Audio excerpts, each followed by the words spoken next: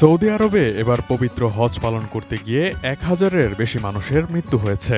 তাদের মধ্যে বেশিরভাগ মানুষ মারা গিয়েছেন প্রচণ্ড তাপপ্রবাহের কারণে। এবার সৌদিতে সর্বোচ্চ তাপমাত্রা উঠেছিল ৫১ ডিগ্রি সেলসিয়াসে। মুসলিম সম্প্রদায়ের মানুষ প্রতিবছর পবিত্র মক্কায় হজ পালন করতে যান। যেসব মুসলিম আর্থিক ও শারীরিকভাবে সক্ষম তাদের উপর জীবনে অন্তত একবার পবিত্র হজ পালন করা ফরজ। চলতি বছর প্রায় ১৮ লাখ মুসলিম পবিত্র হজ পালন করেছেন বলে সৌদি সরকারের পক্ষ থেকে জানানো হয়েছে। বার্তা সংস্থা এএফপির খবরে বলা হয়, পবিত্র হজের সময় মারা যাওয়া অর্ধেকের বেশি মানুষ নিবন্ধন ছাড়াই হজ করতে এসেছিলেন। তারা যথাযথ কাগজপত্র ছাড়াই এদেশে এসেছেন। এ সময় তারা তাঁবু বা বাস সহ অন্যান্য জায়গায় শীতাতপ নিয়ন্ত্রণ ব্যবস্থার সুযোগ সুবিধা পাননি। সৌদি আরব কয়েক বছর ধরে হজের নিরাপত্তা ব্যবস্থা জোরদার করতে বেশ কিছু পদক্ষেপ গ্রহণ করেছে, কিন্তু এখনও সৌদি সরকারের বিরুদ্ধে যথেষ্ট পদক্ষেপ না নেওয়ারও অভিযোগ রয়েছে। এ নিয়ে তাদের সমালোচনাও হচ্ছে। বিশেষ করে অনিবন্ধিত হাজিদের ক্ষেত্রে তারা যথাযথ পদক্ষেপ নিতে ব্যর্থ হয়েছে। এবার এত বেশি সংখ্যক হাজির মৃত্যু কেন হয়েছে তা নিয়ে চলছে নানা ব্যাখ্যা বিশ্লেষণ। অবশ্য কিছু অভিন্ন কারণ প্রায় সবার কাছ থেকেই শোনা যাচ্ছে। তার একটি অত্যধিক গরম। এবার সৌদি আরবে এত বেশি হাজির মৃত্যুর জন্য অত্যধিক তাপপ্রবাহকে দায়ী করা হচ্ছে।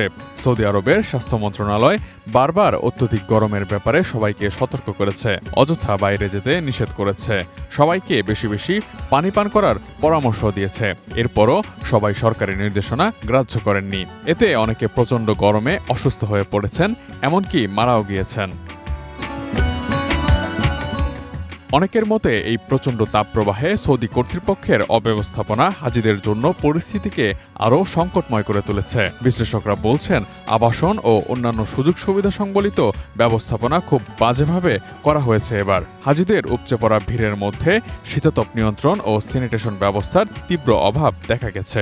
হাজিদের বক্তব্য, মক্কায় এই প্রচণ্ড তাপপ্রবাহের মধ্যে অনেক তাঁবুতে শীতাতপ নিয়ন্ত্রণের ব্যবস্থা ছিল না। এয়ার কুলার যা দেয়া হয়েছে তাতেও পর্যাপ্ত পানি ছিল না।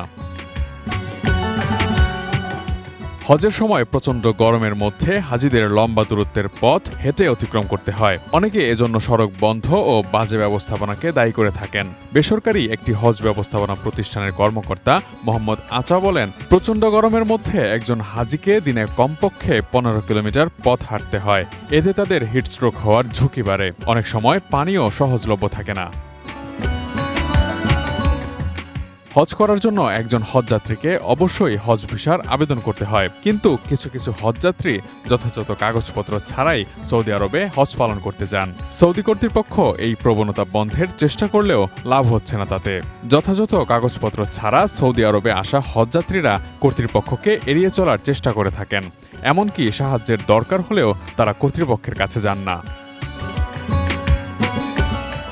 প্রতিবছর হজে মৃত্যুর আরেকটি কারণ হতে পারে, অনেকে জীবনের শেষ প্রান্তে হজে আসেন। হজের জন্য সারা জীবন সঞ্চয় করে তারপর তারা সৌদি আরবে হজ পালন করতে যান।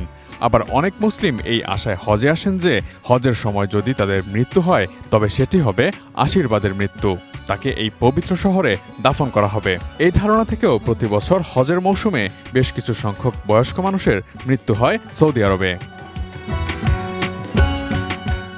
Imtiaz Alam, desk report, ATN news.